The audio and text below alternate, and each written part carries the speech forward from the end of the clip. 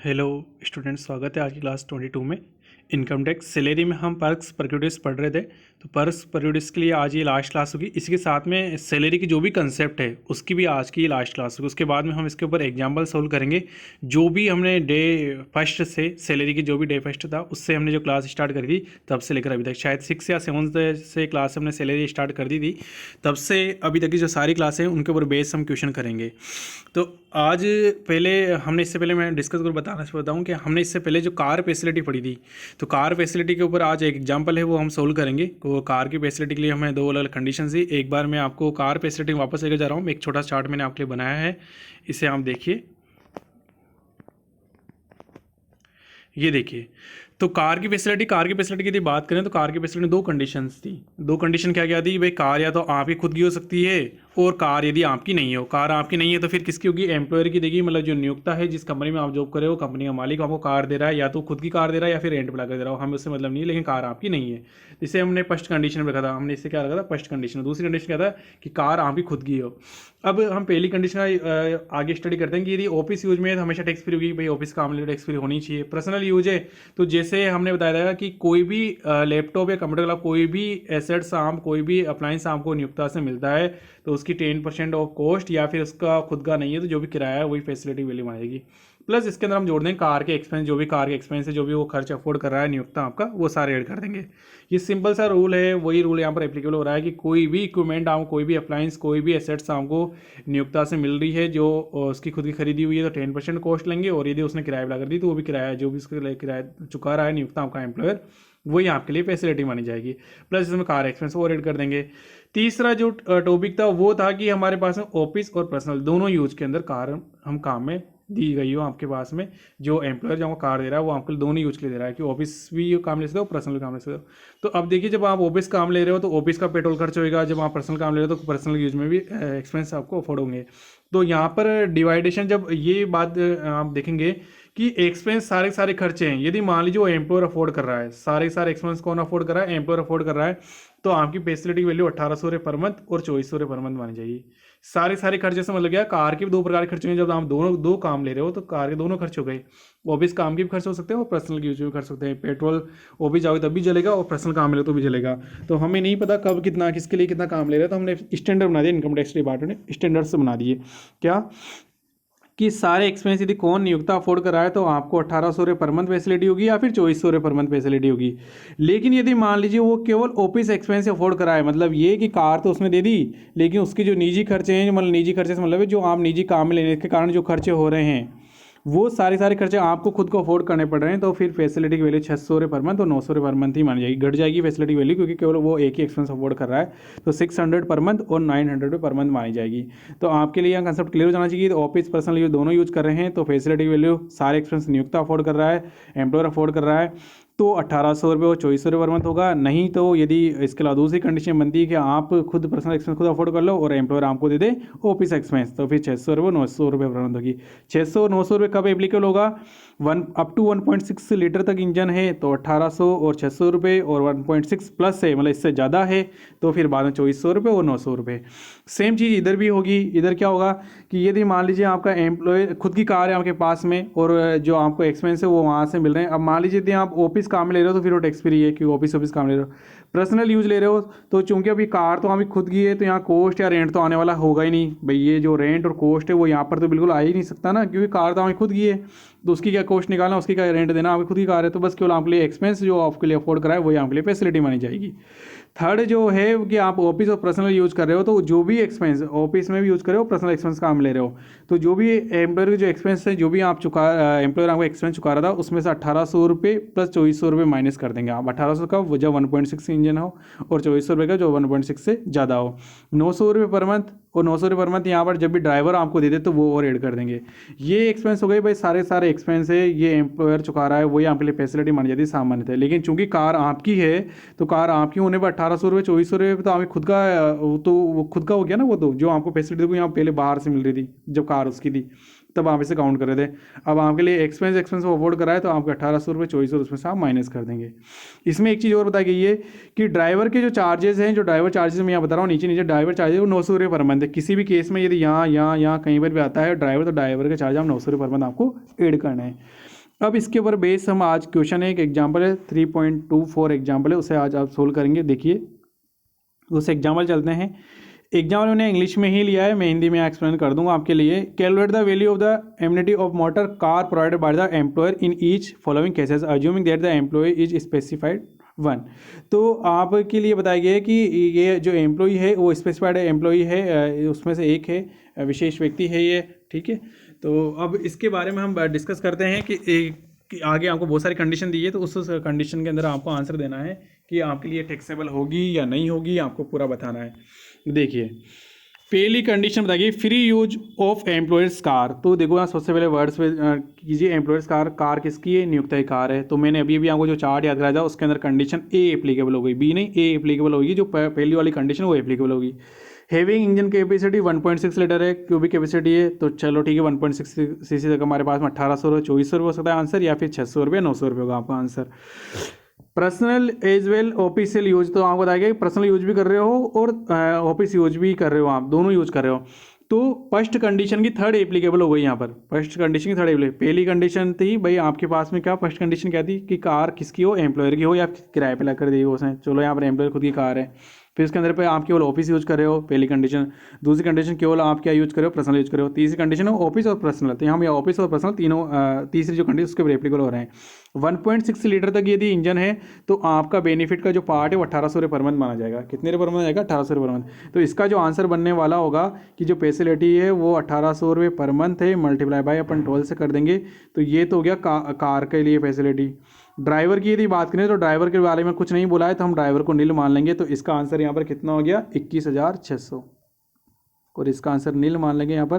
तो total car की facility कितनी हो गई, 21,600। इसमें कोई परेशानी, ठीक है, इसमें कोई परेशानी हो जाए। 1800 रुपये पर मंथ है। फर्स्ट कंडीशन थर्ड एप्लीकेबल होगा, थर्ड के अंदर फर्स्ट एप्लीकेबल होगा क्योंकि सीसी सेक्शन है वो कम है। और the car driver by the himself, उसने खुद ने बोल भी दिया यहाँ पर, खुद सेल्फ। यहाँ पर जो इंपॉर्टेंट बात थी कि हमने 1800 रुपये लिए हैं ना कि 600 रुपये लिए हैं, वो है all expense borne by employer. सारे के सारे खर्चे कौन अफोर्ड कराए, आपका जो नियुक्ता है वो अफोर्ड कराए। तो इस कंडीशन में 1800 रुपये 2400 रुपये आंसर ज़्यादा है, और यदि केवल वो ऑफिस एक्सपेंस अफोर्ड करता है तो आपका आंसर ज़्यादा है 600 रुपये और 900 रुपये। कार यहाँ पर है ही नहीं, और सॉरी ड्राइवर यहाँ पर है ही नहीं, तो बस 21,600 इसका पहला आंसर हो गया। दूसरे क्वेश्चन बताएं, use of the employers car, वो वापस पहली कंडीशन तो हो गई कि एम्प्लॉयर्स कार है, तो आप पहली कंडीशन एप्लीकेबल हो गई। हैवी इंजन से 2.8 मतलब आपके पास में भारी इंजन है, तो भारी इंजन है तो आपका आंसर है वो 1800 या 2400 होने वाला है। For personal as well office, तो दोनों काम में आ रही है, पर्सनल भी और ऑफिस भी, वो तो तीसरी कंडीशन एप्लीकेबल हो गई, फर्स्ट की थर्ड है। ऑल एक्सपेंस इंक्लूडिंग सैलरी 500 रुपये per month paid to driver borne by employer. तो ड्राइवर भी आपको यहाँ दिया जा रहा है जिसकी 500 रुपये पर मंथ सैलरी है, और सारे खर्चे कौन अफोर्ड कर रहा है आपके लिए, सारे खर्चे कौन अफोर्ड कर रहा है, एम्प्लॉयर, ठीक है। All expense including salary of 500 per month paid to driver are borne by employer, सारे खर्चे एम्प्लॉयर के द्वारा वहन किए जा रहे हैं। तो आपके देखिए पहली कंडीशन जो एप्लीकेबल हुई, पहली का थर्ड एप्लीकेबल हुई, थर्ड के अंदर भी आपने देखा 2.8 सीसी है, तो 2.8 सीसी होने के कारण जो कार की जो फैसिलिटी वो मानी जाएगी, कार फैसिलिटी यदि मैं काउंट करूँ तो वो मानी जाएगी आपके लिए 2400 रुपये पर मंथ। ये 2400 रुपये पर मंथ, ठीक है, मल्टीप्लाई बाय 12 कर देंगे आप, तो इसका आंसर आपका आएगा 28,800 रुपये। कितना आंसर आएगा, 28,800, ये आपका इसका आंसर हो गया। प्लस आपको ड्राइवर और दिया हुआ है। अब ड्राइवर इंपॉर्टेंट चीज़ देखना है, ड्राइवर के अंदर यहाँ बोला है कि हमने यहाँ 500 रुपये पर मंथ ड्राइवर से रखा हुआ है, इससे कोई फ़र्क नहीं पड़ता वो फ्री में रखे 5 करोड़ रुपए दे, उससे हमें कोई फ़र्क नहीं पड़ता। हमारे पास स्टैंडर्ड फिक्स है कि 900 रुपये पर मंथ कार की फैसिलिटी मानी जाएगी। तो आप यहाँ 900 मल्टीप्लाई बाय 12 मतलब आप यहाँ पर काम लेंगे 10,800। इस केस के अंदर जो आपका आंसर बनने वाला है वो टोटल कार की फैसिलिटी बनेगी 39,600, 39,600 रुपये, ठीक है। तो आपको यहाँ सबसे इंपॉर्टेंट बात क्या है कि यहाँ कार उसका जो ड्राइवर का एक्सपेंस है हमें उससे मतलब नहीं है, वो कितने रुपए में ड्राइवर रख रहा है, 200 रुपये 500 रुपये 1000 रुपये के, हमें इससे कोई मतलब नहीं है, ठीक है। वो 500 इस क्वेश्चन में बताएगा कि वो 500 रुपये पर मंथ का ड्राइवर रख रहा है, तो हमें कोई मतलब नहीं है 500 रुपये पर मंथ ड्राइवर उससे ये बताएगा, ये 500 रुपये पर मंथ ड्राइवर का खर्चा बताया गया। हम तो यहाँ 900 रुपये की उसकी फैसिलिटी काउंट करेंगे, वो 900 रुपये यहाँ पर काउंट करेंगे। अब इसके बाद में आगे मैं बात करता हूँ नेक्स्ट की। तो नेक्स्ट आगे बताया गया है आपको, C use of the employ car having engine और 1.6 litre cubic capacity for personal as well L official purpose. तो आपने क्या हुआ 1.cc क्यूबिक कैपेसिटी का जो एक कार आपको मिली हुई है वो पर्सनल और ऑफिस दोनों में काम मिली हुई है, तो वापस वही पहली की थर्ड कंडीशन बनने वाली। क्यों?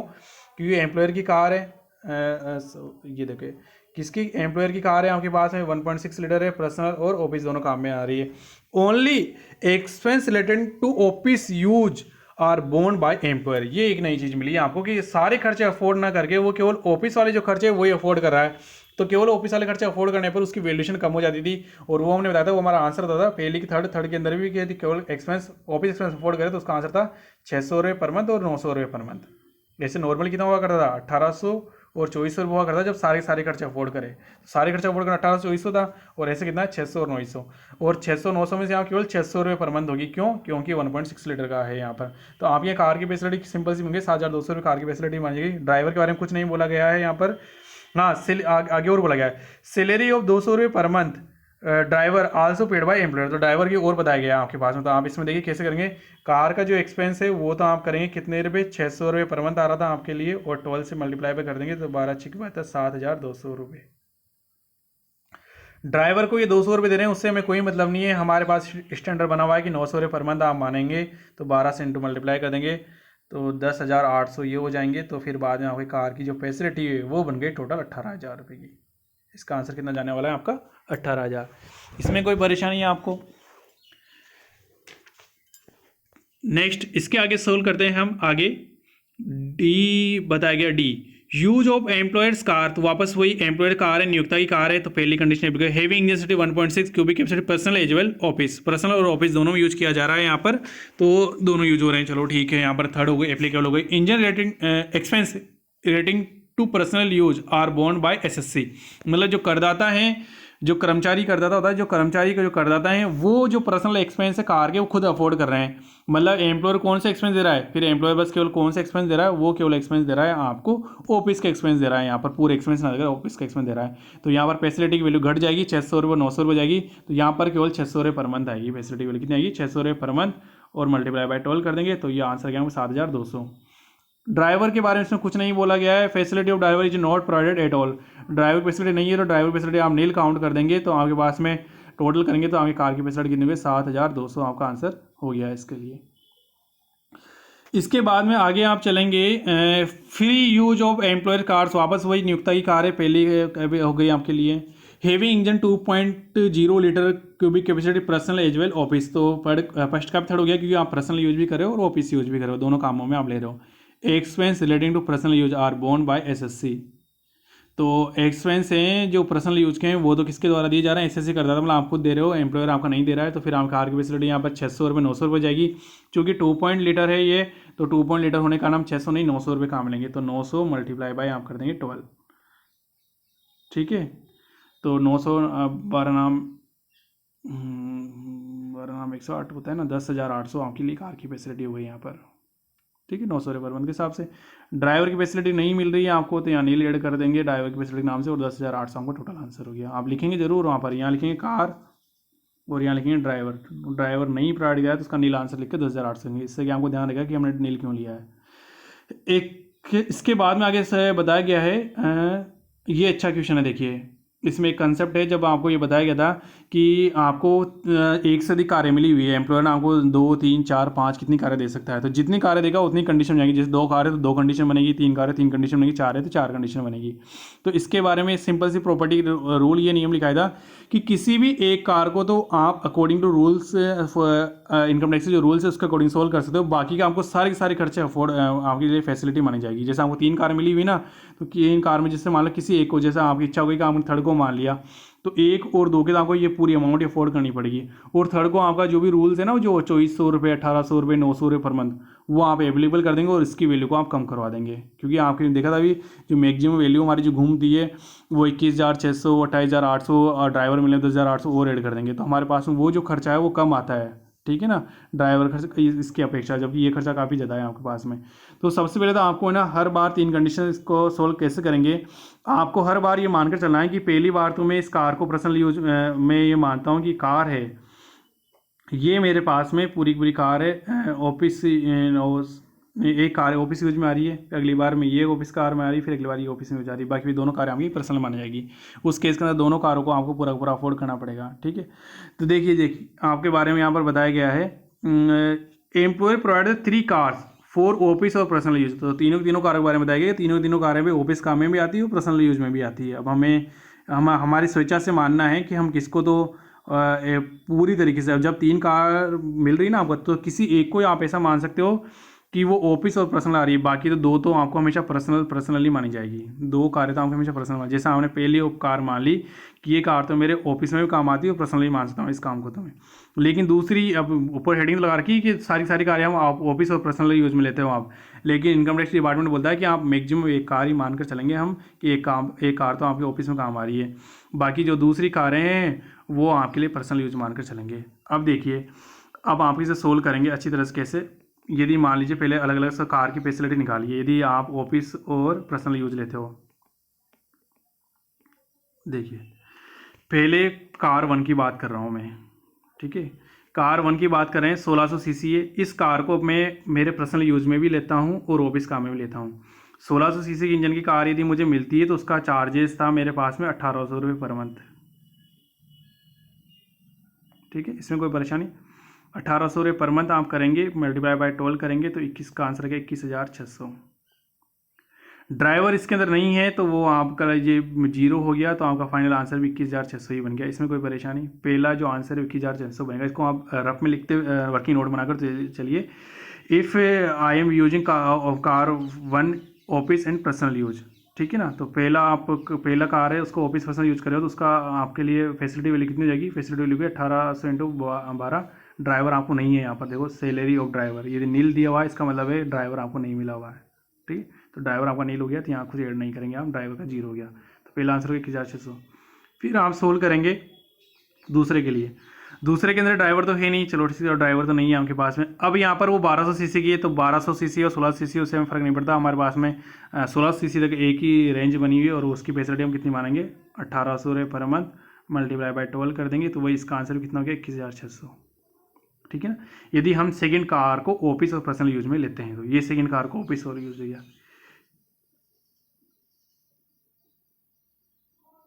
थर्ड आप यूज करेंगे, थर्ड हम यूज कर रहे हैं कि आप जो कार है 1800 सीसी की है आपकी, अब 16 सीसी ज़्यादा होने पे कार की फैसिलिटी बढ़ गई तो आपके यहाँ आ गया 2400 मल्टीप्लाई बाय आप करेंगे 12, तो एक आंसर तो आपका बन गया 28,800। एक आंसर हो गया बन गया 28,800। प्लस आपको याद हो इसमें ड्राइवर की सैलरी और दी है 24,000 रुपये, तो हमें कहा था कि ड्राइवर कितने लाखों करोड़ रुपये दे जाए, 2 रुपये दे जाए, फ्री में रखे, हमें मतलब नहीं, हमारे जो एक्सटेंडर बना हुआ है वो 900 रुपये पर मंथ का बना हुआ है, तो 900 रुपये पर मंथ इंटू 12 करेंगे तो ये कितना हो गया 10,800। 10,800 इस प्रकार इस पूरे को आप ऐड करोगे तो आपके लिए फैसिलिटी बन गई 39,600। ठीक है, ये आपको एक वर्किंग नोट आपका तैयार हो गया। आप कंडीशन लगाई, यदि मैं पहली कार को ऑफिस और पर्सनल यूज में लेता हूं तो मेरा आंसर कार की फैसिलिटी कितनी बन गई 21,600। यदि मैं if I use first car in office and personal use then facility is 21,600 rupees. और मतलब ओ लगाएंगे एंड नहीं, और if I use second car को ऑफिस पर्सनल यूज में करते हो तो 1800 और वही कार एक्सपेंस वहाँ कुछ चाहिए तो वो भी 21,600। और if I use third car, यदि आप तीसरी कार को ऑफिस और पर्सनल यूज में लेते हो तो आपका ये फैसिलिटी वैल्यू मानी जानी है। तो आपका फर्स्ट का आंसर 21,600, दूसरे का आंसर 21,600, तीसरे का आंसर 39,600। ये आप लिख लीजिए, ये आप लिख लीजिए कब है, जब आप ऑफिस और पर्सनल एक्सपेंस दोनों के अंदर कार को यूज ले रहे हो। तो पहला आंसर 21,600, दूसरी कार के लिए आंसर 21,600, तीसरी कार के आंसर 39,600, 39,600, क्योंकि मेरे पास जगह नहीं है, मैं इसे मिटाने वाला हूँ। ये आप लिखेंगे तभी अगला कुछ समझ आएगा, इसे आराम से लिख लीजिए 21,600, 21,600, 39,600, ये आपने लिख लिया, ये वर्किंग नोट आपका बन गया। अब सेकेंड देखिए, अब मान लीजिए कि कार आप पहले वाले को भी पर्सनल यूज कर रहे हो और दूसरी वाले को पर्सनल यूज कर रहे हो, तीसरी को पर्सनल यूज कर रहे हो। ठीक है, अब if I use first car personal use, ठीक है, पर्सनल यूज पहली कार पर्सनल यूज कीजिए साहब। आप कैसे करेंगे, पहली कार यदि आप पर्सनल यूज कर रहे हो, if I use personal car, इसके खर्चे कैसे जुड़ेंगे। देखिए यहाँ पर ये सारे खर्चे दिए हुए हैं आपको, पेट्रोल का बिल है ये भी आपको देना चुकाना पड़ेगा, मेंटेनेंस बिल है ये भी चुकाना पड़ेगा, इंश्योरेंस कार्य भी देना पड़ेगा। तो ये आपको दिया हुआ है 52,600, 52,600 दिया हुआ है ये तो आपको। ठीक है। अब सेकंड कार का भी लिख लीजिए आप यहाँ पर, इसमें और एक चीज़ कंसेप्ट और बताऊंगा। उसका सेकंड कार का दिया हुआ है 60,000, ये 7,800, ये वगैरह वगैरह, इन सब का टोटल दिया हुआ है आपको 74,700 रुपये। ये एक्सपेंस है जो आपके एम्प्लॉयर जो नियुक्ता है उसे अफोर्ड करने पड़ेंगे आपके लिए। और तीसरी कार भी यहाँ की पर्सनल यूज में ही मानी जाती है, ऑफिस यूज नहीं मानी, केवल पर्सनल यूज में मानी जाती है। तो उसका आंसर दिया हुआ है 79300, ये आपको दिया हुआ है। तो ये एक्सपेंस आपको दिए हुए हैं कि ये आपके खर्चे इसमें काउंट करेंगे आप, ठीक है। प्लस इसमें एक चीज़ और आपको इंपॉर्टेंट चीज़ है वो ऐड करनी पड़ेगी, वो आपको नहीं बोल रहा है क्वेश्चन के अंदर, लेकिन आपको ऐड करना ही पड़ेगा। इनकम टैक्स ये बोलता है जब ये कार है, ये एम्प्लॉयर की कार है ये, ठीक है, तो आपको 10% की रेट से डेप्रिसिएशन और लगाना पड़ेगा। ये सारे एक्सपेंस तो होगा जो इसने लिख दी है, ठीक है भाई, ये सारा खर्चा भी अफोर्ड करना पड़ेगा, ये भी करना, ये भी करना पड़ेगा। लेकिन अकाउंटिंग, बेसिक अकाउंटिंग ये भी तो बोलती है ना कि डेप्रिसिएशन में एक खर्चा होता है भाई, घिसावट हो ही रही है ना, तो एम्प्लॉयर के लिए तो ये सारा डेप्रिसिएशन भी खर्चा होगा इसे, जब वो पेट्रोल के पैसे चुका रहा है, मेंटेनेंस पैसे चुका रहा है, ड्राइवर के चुका रहा है, वो पैसे इंश्योरेंस के चुका रहा है, तो उसका डेप्रिसिएशन तो लगा सही। तो पहले इसके ऊपर जो डेप्रिसिएशन रेट है वो हम 10% लेंगे, 10% कॉस्ट का जो रूल है वो एप्लीकेबल करेंगे यहाँ पर। हालांकि रेट अलग अलग हो सकती है, लेकिन अपन यहाँ पर स्टैंडर्ड रेट है जो 10% लेंगे फैसिलिटी काउंट करते समय। तो इसमें डेप्रिसिएशन खर्चा वो क्वेश्चन में ऐड करके नहीं दिया हुआ है यहाँ पर। जैसे मान लीजिए एक कॉलम वो डेप्रिसिएशन वो ऐड कर देता तो हम वैसे का वैसा लिख देते, लेकिन इसने डेप्रिसिएशन नहीं दिया तो हम एक 10% के रेट से हम डेप्रिसिएशन लगा लेंगे। तो पहले के अंदर तो हम 35,000 पे ऐड कर देंगे 35,000, दूसरे में 51,000 ऐड कर देंगे, चौथे में 489,000 ऐड कर देंगे, ठीक है, ये हम ऐड कर देंगे। तो हमारे पास में ये कार की जो फैसिलिटीज है वो बन जाएगी, ठीक है। यदि कैसे आप वापस गए, ये तो क्वेश्चन में गिवन था आपको 52,600 पर्सनल एक्सपेंस है, ये भी 34,700 79300, ये तो हम लिख दिया कि यदि आप पर्सनल यूज इस कार को करते हो, इस कार को पर्सनल यूज करते हो, इस कार को पर्सनल यूज करते हो, क्योंकि पर्सनल यूज करने पर पूरे के पूरे एक्सपेंस आपको चुकाने पड़ते हैं, फिर वो रूल एप्लीकेबल नहीं होगा जो 1,800 रुपये पर मंथ, 2,400 रुपये पर मंथ, 600 900 रुपये, 900 रुपये ड्राइवर के, ये हम नहीं लिखेंगे, वो हमें एक्चुअल चीज़ लिखनी पड़ेगी। तो एक्चुअल के अंदर हमने कितना लिख लिया, हमने यहाँ पर 52,600 गए, 74,700 गए, 79,300 गया, प्लस इसमें डेप्रिसिएशन और ऐड कर देंगे 10% रेट से। तो इस प्रकार से इनके आंसर आएंगे, वो आंसर आप लिखें, नोट डाउन भी कर सकते हैं आंसर से। यदि मैं बात, एक मिनट इसका कलर चेंज कर लेता हूँ मैं यहाँ पर इसका, देखिए। तो अब 52,600 35,000, तो ये आपका आंसर बनेगा 87,600 रुपये, ठीक है, पहली कार का यदि पर्सनल यूज में करते हो। दूसरी कार यदि आप पर्सनल यूज करते हो टोटल, तो आपका खर्चा इसका बनने वाला 1,25,700 रुपये, 1,25,700 रुपये, ये आप नोट डाउन कर लीजिए। तीसरी कार का जो एक्सपेंस है वो आपका बनने वाला है 1,28,200 रुपये, 1,28,200 रुपये, ये आपके हो गए। ये तो कब है, जब आप पहली को पर्सनल यूज मान लेते हैं, या फिर आप सेकंड को पर्सनल यूज मान लेते हैं, या थर्ड को पर्सनल यूज मान लेते हैं। तो ये तो पर्सनल यूज के आंसर हो गए। और यदि आप केवल ऑफिस और पर्सनल यूज मानते हो, तो इससे पहले मैंने अभी सोल्व कर दिया था, वो आंसर आपको भी लिखा दिया मैंने, 21,600 प्लस 21,600 और तीसरा था 39,600। तो 3 एक्सपेंस आपको मैं लिखा दिया, कार पर सेकंड थर्ड के आपको वो भी मैंने लिखवा दिए। तो अब देखिए, अब इनको मैं वापस मिटा रहा हूँ, ये आंसर आपको कैसे बनाना आप देखिए। अब एक टेबल में आपके लिए यहाँ बना रहा हूँ, टेबल देखिए कैसे बन रही है।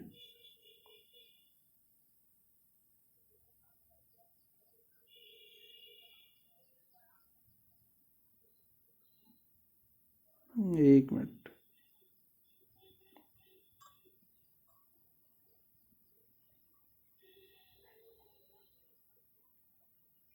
कार आपके पास में कितनी है, एक पहली कार ये रही, सेकंड कार ये रही और थर्ड कार ये रही, ठीक है।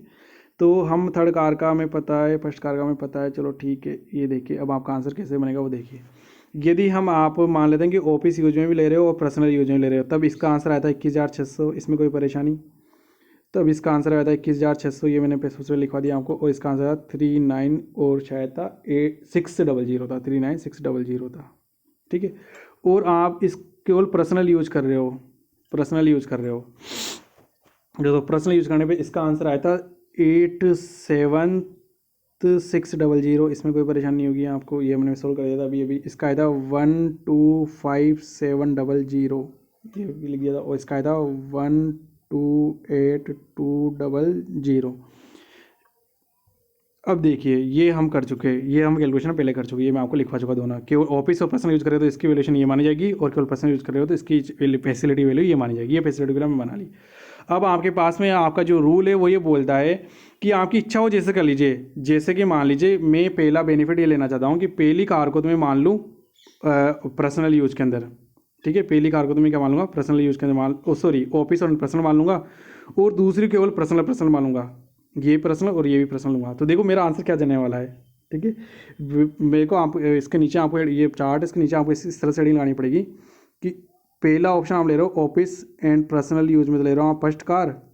इसका मतलब सेकंड और थर्ड क्या हो गई आपकी, सेकंड और थर्ड आपकी क्या हो गई, पूरी पर्सनल कार हो गई वो तो आपके लिए, ठीक है। यदि आप पहली कार को ऑफिस और पर्सनल यूज में ले रहे हो तो आपका आंसर पहली कार के लिए ये होगा। बाकी दोनों कारें आपके लिए क्या मानी जाएगी, बाकी दोनों कारें आपके लिए पर्सनल, टोटली पर्सनल मानी जाएगी। तब उनकी फैसिलिटी आपको ये वाली पकड़नी पड़ेगी। वापस समझ लेना, पहली कार क्या है आपने ऑफिस और पर्सनल यूज के अंदर मान ली, दूसरी और तीसरी को फिर अब आपको निजी ही मानना पड़ेगा, उसे पर्सनल यूज ही मानना पड़ेगा, उसे आप ऑफिस में काउंट नहीं कर सकते। यदि आप ऑफिस में काउंट करें तो पहली कार को तो 21,600 हो गया, फिर दूसरी और तीसरी को आपको पर्सनली मानना पड़ेगा। तो दूसरी और तीसरी को पर्सनल मानने पर फिर पर्सनल वाले कॉलम में से उनकी वैल्यूएशन उठाएंगे, इसके यहाँ से उठा ली और इनकी यहाँ से उठाएंगे, क्योंकि आप पर्सनल यूज़ कर रहे हो तो पूरी की पूरी लेने पड़ेंगे हमें चार्जेस। तो अब आपका जो आंसर है, इसका जो आंसर जो हेडिंग लगाई है आपने कि जो फर्स्ट कार है तो ऑफिस और पर्सनल मानोगे, और सेकंड और थर्ड टोटली आप पर्सनल मानोगे, तो उसकी हेडिंग आंसर जाने वाला है 21,600 प्लस 1,25,700 प्लस 1,28,200। तो इस प्रकार इन 21,600 को, 1,25,700 को, 1,28,700 को, सॉरी 1,28,200 को, इनको जोड़ोगे तो आपकी जो टोटल फैसिलिटी की वैल्यू वो बनने वाली है 2,75,500। कितनी बनने वाली है, 2,75,500 बनने वाली है, ठीक है। ये तो पहला केस का आंसर हो गया होगा 2,75,500। मैं इसे मिटा रहा हूँ। अब क्या हुआ, अगली बार आपके पास में क्या हुआ,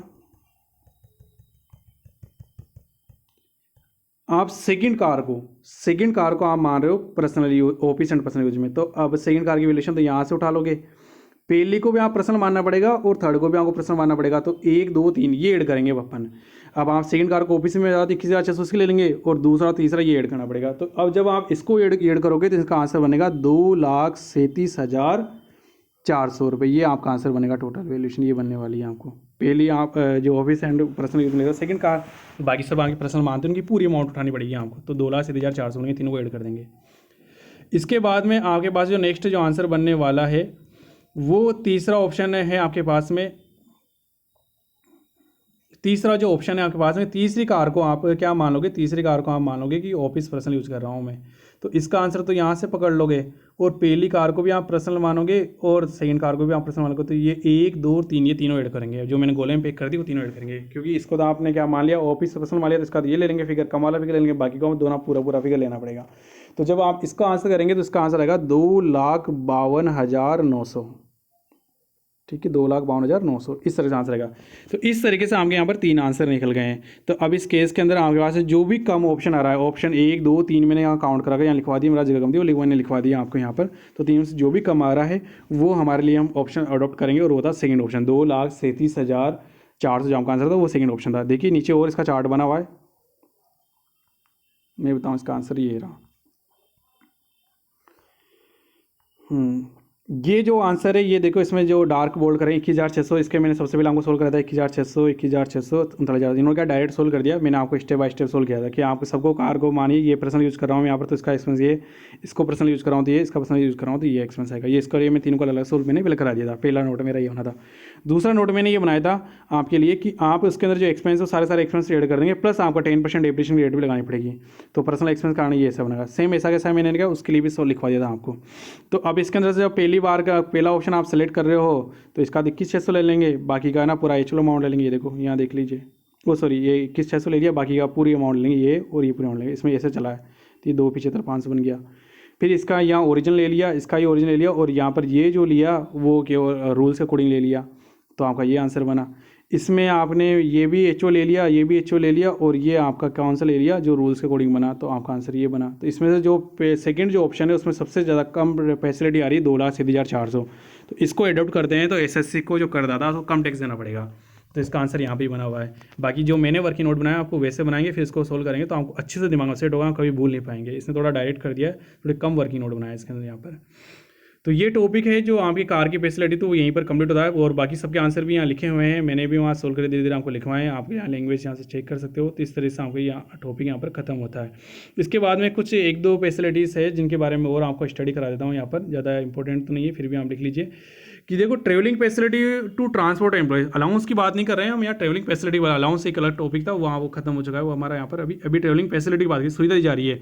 तो भाई ट्रेवलिंग फैसिलिटी यदि किसको मिल सकती है, आप देखो पहली बात ये फैसिलिटी आपको खुद को मिल सकती है, कर्मचारी को मिल सकती है, या उसके जो पारिवारिक सदस्य उसको मिल सकती है। तो हम इसकी मार्केट वैल्यू को फैसिलिटी मानेंगे, यहाँ कोई छूट नहीं है, जो भी मार्केट वैल्यू, मतलब ये कि यदि आप वहाँ से ट्रेवल नहीं करें, कहीं और से किसी और कंपनी से हम ट्रेवल करते हैं, किसी और यात्रा से आप ट्रेवल करते हैं, चाहे आप रेलवे में टिकट लेते हैं या फिर कहीं और फैसिलिटी आप सुविधा लेते, कोई किसी और बस से जा रहे होते, तो आपको क्या किराया चुकाना पड़ता हो, वही आपके लिए फैसिलिटी मानी जाएगी। जो मार्केट वैल्यू वही फैसिलिटी मानी, कॉस्ट नहीं मार्केट वैल्यू। एक तो होती कॉस्ट हमेशा कम आ सकती है, मार्केट वैल्यू ज़्यादा होगी हमेशा, जाहिर सी बात है।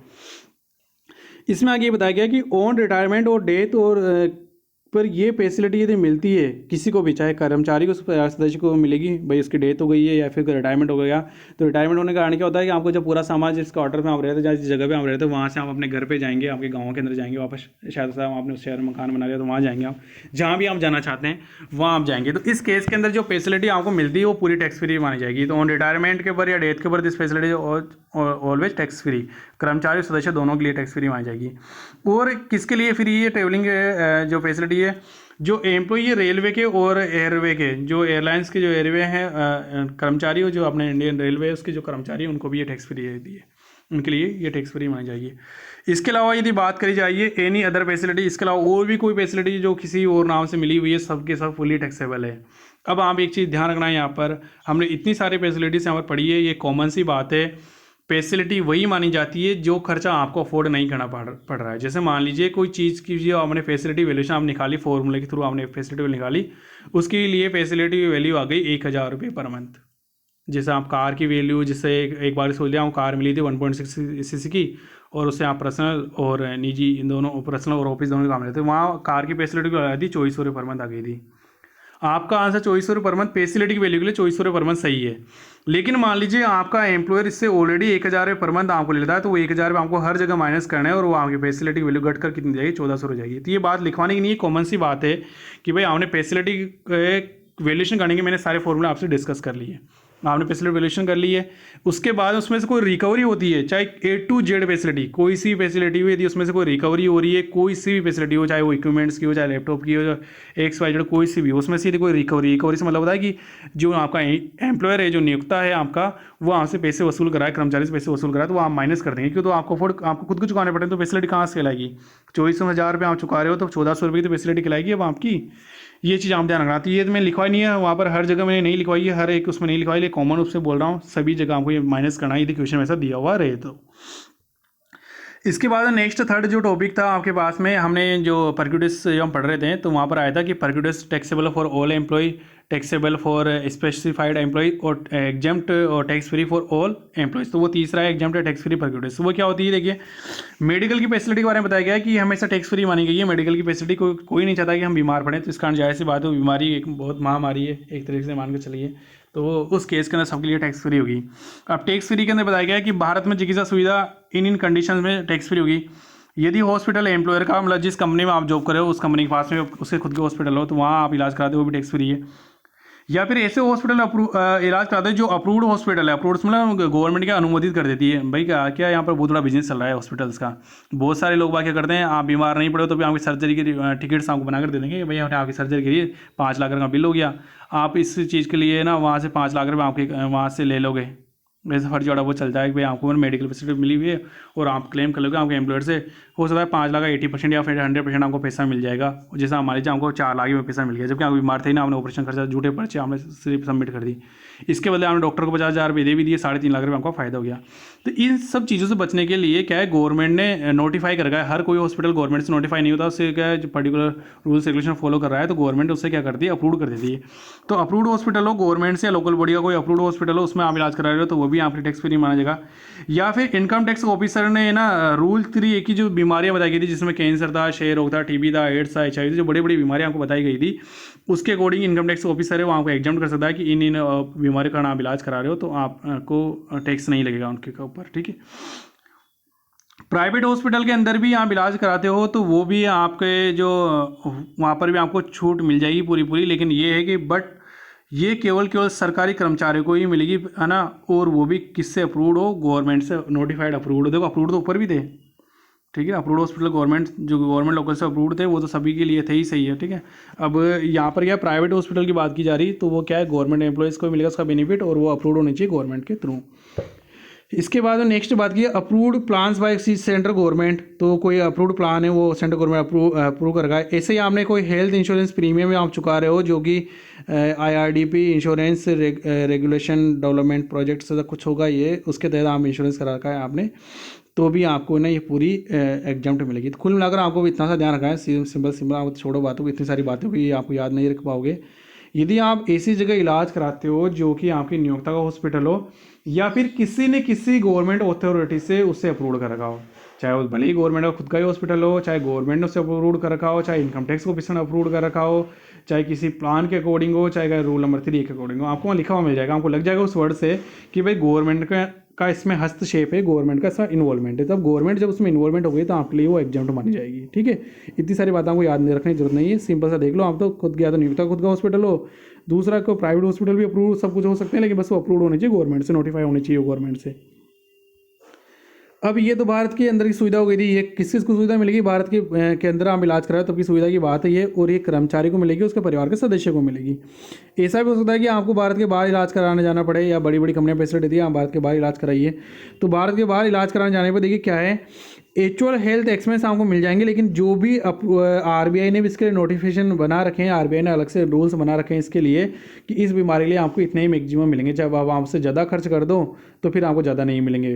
तो एक्चुअल हेल्थ एक्सपेंस, लेकिन आप कम खर्च हो तो फिर आपको कम ही मिलेंगे। तो यहाँ क्या लिखा हुआ है, एक्चुअल हेल्थ एक्सपेंस, हेल्थ की जगह मेडिकल एक्सपेंस कराना है। यहाँ पर एक्चुअल जो मेडिकल एक्सपेंस है जो आपको अफोर्ड करने पड़ेंगे, किसके लिए, या तो आप कर्मचारी खुद बीमार पड़ जाए या उसका परिवार का सदस्य बीमार पड़ जाए, तो जो भी हेल्थ एक्सपेंस को अफोर्ड करने पड़ रहे हैं वो यहाँ पर आएंगे। But up to approved amount RBI, जो भी RBI ने जो भी अमाउंट अप्रूव कर रखी है वो आपको क्वेश्चन दी हुई मिलेगी, आपको सर्च करने की जरूरत नहीं है, वो आपको क्वेश्चन दी हुई मिलेगी RBI इतना ही अप्रूव करा है इसमें से। इसके साथ ही जब देखो फॉरेन कोई व्यक्ति जा रहा है तो अकेले इलाज कराना नहीं जा सकता है, उसके साथ में कोई एक व्यक्ति और जा रहा है, तो वन अटेंडेंट की बात यहाँ करी जा रही है कि भाई आपके साथ में कोई परिचारक वन अटेंडेंट व्यक्ति और जा रहा है, तो उसके वहाँ पर जाने का खर्चा, मतलब पेशेंट भी जा रहा है तो पेशेंट का भी खर्चा, और वन अटेंडेंट के एक अटेंडेंट आपको जो आपके साथ में जा रहा है तो उसका जाने का खर्चा, वहाँ रहने का खर्चा, ये सारे भी आपको टैक्स फ्री माने जाएंगे। लेकिन इनकी अमाउंट RBI की नोटिस फ्री अमाउंट से ज़्यादा नहीं होनी चाहिए, ठीक है। Travelling expense of one attendant, तो उसका ट्रेवलिंग एक्सपेंस आएगा, मैंने ऊपर ही बता दिया था, और ट्रेवलिंग एक्सपेंस हो चाहे उसका रहने का खर्चा हो, सब आएंगे। लेकिन अब ये ट्रेवलिंग एक्सपेंस के बारे में एक चीज़ और बोली गई है कि एम्प्लॉय की जो ग्रोथ सैलरी है वो मैक्सिमम अब तो 2 लाख होनी चाहिए। यदि 2 लाख से ज़्यादा ग्रोथ सैलरी है तो फिर हम उसे छूट नहीं देंगे, फिर हमें मानेंगे यार ये तो बहुत अमीर आदमी है तो ये तो इलाज करवा सकता है, बाहर विदेश जाकर इलाज करा सकता है, तो हम यहाँ 2 लाख की सैलरी पर भी ध्यान देंगे। आगे कुछ नोट डाउन्स बताए गए हैं आपको कि मेडिकल अलाउंस फुली टैक्सेबल होता है। देखो मेडिकल अलाउंस अलग चीज़ है, मेडिकल फैसिलिटी अलग चीज़ है। फैसिलिटी मतलब सुविधा होती है, अलाउंस मतलब आपको पैसे मिलेंगे आपको, चाहे खर्च करो चाहे मत करो उसे। तो आपको इस तरीके से मैं बात करूं यहाँ पर, तो मेडिकल अलाउंस है वो फुली टैक्सेबल है, actual expense also not deductible, मतलब उसके बारे में बताया गया है कि आपको जैसे हमारे अलाउंस मिल गया 10,000 रुपये का अलाउंस मिल गया, और आप ये बोलना चाह रहे हो कि 6,000 रुपये के साथ मैंने खुद ने खर्च भी कर दी मेरी बीमारी पे, तो कोई फर्क नहीं पड़ने वाला है, पूरे 10 के 10 आपके लिए टैक्सेबल रहने वाले हैं। आप ऐसे नहीं बोल सकते कि 10,000 आपको मिले, 6,000 तो मैंने खर्च कर दी बीमारी के ऊपर, तो मेरा 4,000 रुपये का बेनिफिट बचा, नहीं, पूरी अमाउंट 10 से 10,000 आपके लिए बेनिफिट बन जाएगी यदि अलाउंस आपको मिल रहा है। तो फैमिली मेम्बर्स में बताया गया कि फैमिली मेम्बर्स कौन कौन शामिल है, तो फैमिली मेम्बर्स में बताऊँ, फैमिली मेम्बर्स में आपका लाइफ पार्टनर हो सकता है, यदि मतलब हस्बैंड या वाइफ जो भी है वहाँ पर जॉब करा उसका हस्बैंड हो सकता है या वाइफ भी हो सकती है। उसके जो चिल्ड्रंस है, अब चिल्ड्रंस के बारे में बताया गया, जरूरी नहीं है कि वो चिल्ड्रंस है ना मतलब उनकी शादीशुदा हो, मतलब शादी नहीं हुई है, इससे कोई फर्क नहीं पड़ेगा, हो सकता है वो डिपेंडेंट हो या फिर अनडिपेंडेंट। डिपेंडेंट्स मतलब ये उनकी खुद की भी जॉब लग चुकी हो, लेकिन इससे कोई फर्क नहीं पड़ता, उनकी जॉब लगी हुई है तो भी आप मेडिकल क्लेम कर सकते हो, ठीक है, तो भी हमारे लिए वो टैक्स फ्री माना जाएगा। इसके बाद में फुल्ली डिपेंडेंट पेरेंट्स और ब्रदर सिस्टर, मान लो आप कर्मचारी के छोटे भाई बहन है, बड़े भाई बहन है, जो उसके ऊपर फुल्ली डिपेंडेंट किसी कारण से भी, जैसे कोई बड़ा भाई है, मान लो वो डिसेबल है या किसी भी कारण से वो जॉब वगैरह नहीं कर पाता है या और कोई प्रॉब्लम उसके साथ में, तो वो आपके ऊपर फुल्ली डिपेंडेंट है। सिस्टर्स है, छोटी है, बड़े हैं, वो आपके ऊपर डिपेंडेंट हो सकते हैं, उसकी कोई एज लिमिट नहीं है। पेरेंट्स से वो नॉर्मली फुल्ली डिपेंडेंट बच्चों पर फुल्ली डिपेंडेंट होते ही हैं, लेकिन मान लीजिए उनकी खुद की भी सर्विस है ऑलरेडी, पेरेंट्स की भी, आपकी उनकी खुद की पेंशन वगैरह मेडिकल फैसिलिटी मिली हुई है, तो फिर वो यहाँ पर एग्जम्प्ट नहीं मिलेगी, उनको ये सुविधाएं नहीं मिलेगी। तो इसमें मैंने आज से इस जो सैलरी है उसके जो सारे रूल्स रेगुलेशन थे वो सारे सारे कंप्लीट होते हैं। आज से हमने जो इसमें दो बड़े जो टॉपिक्स हैं वो हैं अलाउंस है और वो हैं फैसिलिटीज़ हैं। तो फैसिलिटीज़ जो प्रक्रिया से वो काफ़ी लंबी आपकी चली है, इसके बाद कोई रूल्स रेगुलेशन आपके लिए नहीं बचता है जिसे हमें पढ़ना बाकी है। अब हमारे पास में, अब आपको ध्यान कीजिए, अब आप सारे नोट्स जो हमने बना लिए होंगे, मैं उम्मीद करता हूँ सारे नोट्स बना लिए होंगे। क्लास सैलरी की जो भी फर्स्ट क्लास की सैलरी जो चाहे वो 7 थी चाहे 8 थी, उससे लेकर आज क्लास 22 तक के आपके जो भी सारे नोट्स हैं, हाँ पीडीएफ है वो, जो इनकी पीडीएफ है वो मेरे लिंक यूट्यूब चैनल पे लिंक में डिस्क्रिप्शन में दी हुई रहती है, तो उनको आप प्रिंट निकाल सकते हैं।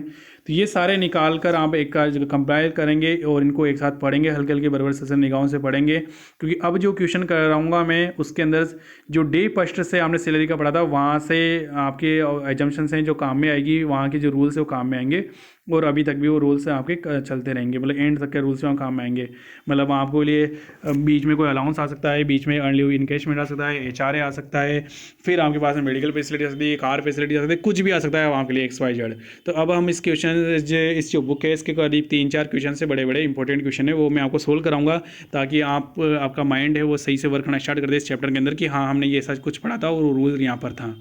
रूल आपको याद हो ये ज़रूरी नहीं है, लेकिन कम से कम आप जब नोट्स बना रहे हो तो आपको ये तो ध्यान हो कि ये स्टार्टिंग के पेजेस में ये एंड के पेजेस में। ऐसा नहीं हो कि बात करिए एचआर अलाउंस की, हाउस रेंट अलाउंस की, और आप उसको फैसिलिटी में ढूंढो कि ये फैसिलिटी में सर तो हमें मिल ही नहीं रहा फैसिलिटी में। अरे फैसिलिटी में ढूंढने टॉपिक नहीं हो तो अलाउंस में ढूंढा जाएगा ना वो तो, ठीक है ना।